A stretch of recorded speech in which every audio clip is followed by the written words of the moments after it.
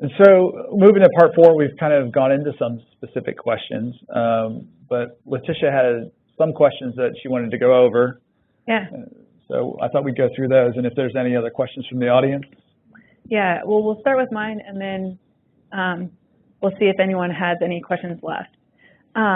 First, can I create videos with music overlays? So what I think of most commonly is I'm doing some promotional video for my children's youth group or something, and I am panning out different pictures, and then I put music over top of that. I hope that's a decent description. That's a great example. We had a description a teacher raised for me. Every year she creates a video or a slideshow of all of the events that happened during the year with pictures of her kids, and then she overlays it to some music, right? And that's problematic because that is something that requires a license. If you think about what that particular teacher did, which was she burned that to a disk and gave it to every parent at the end of the year.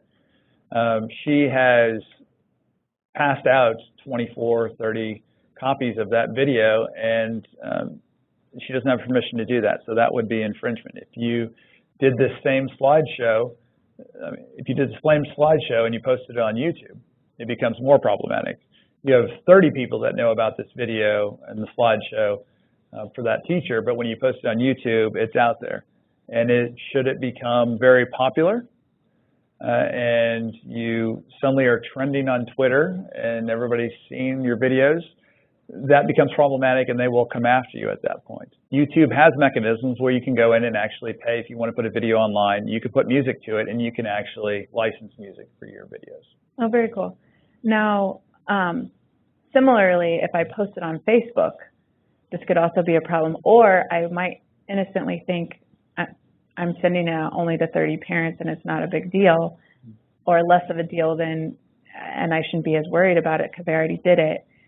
And then one of the parents posted it on their Facebook page because they're proud of their kids or something, and then it gets a whole bunch of attention from there, something like that. So I feel like this is also a scenario where it can blow up bigger than you might think. It's one of those, don't do anything in your house that you wouldn't do in public, right?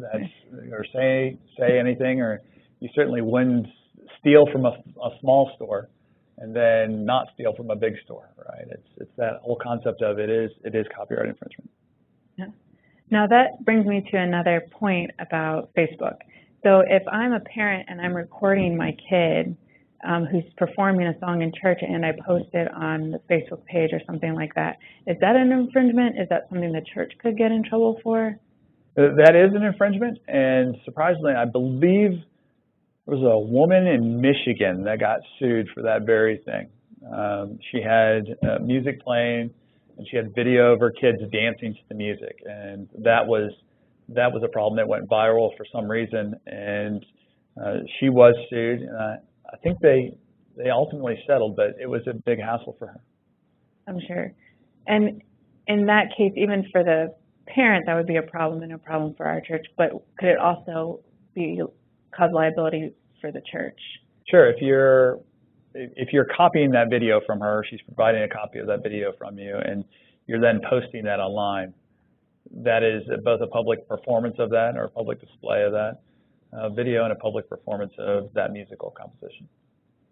Now, sticking with the video theme, if I want to have a movie night or something like that from my neighborhood, I want to put up a sheet and I want to try to encourage people to come and watch a movie at my church, what would you recommend the steps I take to do that?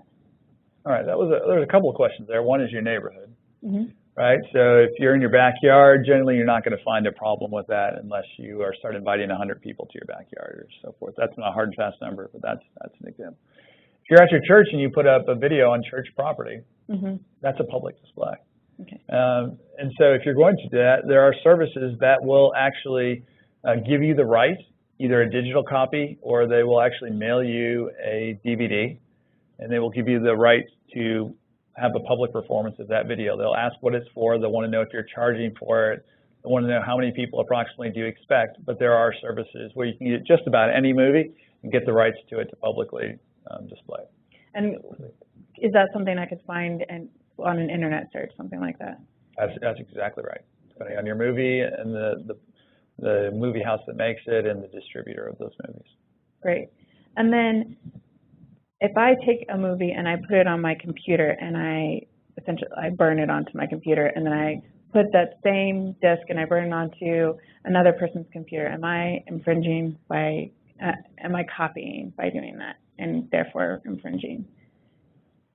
If you have rights to that DVD, right, and let's assume that it's not one of these news services that gives you one online, gives you the right. file online, right? It gives you an electronic copy as well as your DVD, as well as your Blu-ray. If you're burning it, you're actually copying it. You'd be violating the Copyright Act. Now, if you're making it only for a backup copy for you, you're probably not infringing the copyright.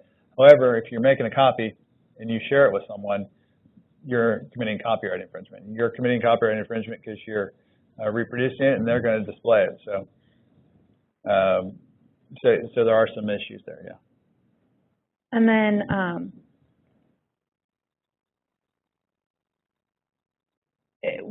are there any things that you recommend in general that you really need to copyright as a church? Or is there anything like that you're in your mind that you can think of?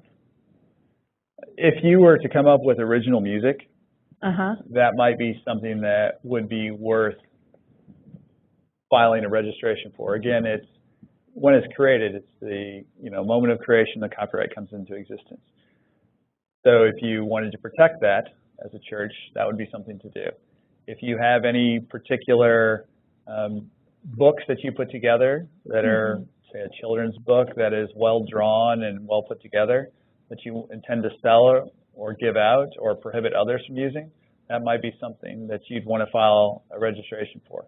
But if you're making a book or otherwise simply not to profit but to give away, that might not be something that would be worth filing a registration for. It's really using your resources judiciously.